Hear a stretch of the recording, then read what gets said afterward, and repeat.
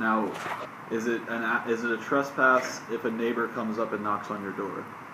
I said there's an implied consent of trespass. So the actual the front lawn of my house is still my property, but you can still walk up to my door and knock on my door. There's an implied consent that you can walk up to my door and knock on the door, no matter who you are. So it's reasonable to assume that a neighbor would walk up to your door. And knock on your door. Is it reasonable to assume a neighbor would walk up to your door and sit out there with the dog for 15 minutes? No. Doing nothing? No. Just sniffing? No. No one listened to the. All right. All right, thank you. That was to help your argument. Do you wish to reserve the right? I think. I was. But yeah, continue. Do you want to reserve the rest of your time for rebuttal? Is there anything you want to tell us to do?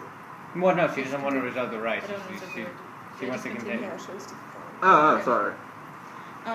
Though there is an implied consent, the very fact that the officer came with the intent of obtaining information from the inside of my house, with the fact that he walked up to my house with a drug-sniffing dog, that therefore is constituted as a search and therefore illegal, and not protected by the implied consent of trespass. Also, the Kylo court held that when the government uses a device that is not in general public use to explore details of the home that would previously have been held unknowable without physical invasion, the surveillance is therefore a search. A sniff by a dog, though considered a common tool by the police and police operation,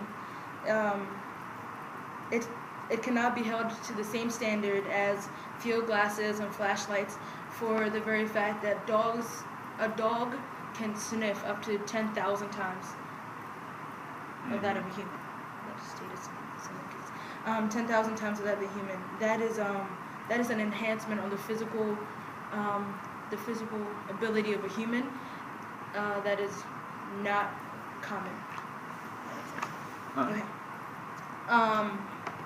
Dog sniffs by specialized dogs could therefore be referred to as a device, and as commonly known, this is not a device that is available to the public. So therefore, a sniff by a dog on the residence of an individual should be considered a search under the Fourth Amendment. Therefore requiring a warrant to do so. So, are there any further questions? What would you like us to do? We believe that the lower court erred in their decision, and we request that the court agree that a dog sniff on the front door of an individual is a search under the Fourth Amendment, and a dog alert is not probable cause to conduct a warrantless search on the interior of the vehicle. I have one last question. Do you think the police officer, when he went up to the door, before he had the drug dog sniff, do you think that the police officer and the dog were lawfully there? Before the drug sniffing dog sniffed, mm-hmm. like when they just went up, do you think they had a lawful reason to be there? No, because of the intention of the cop to come up with the car. Okay, thank you. All right.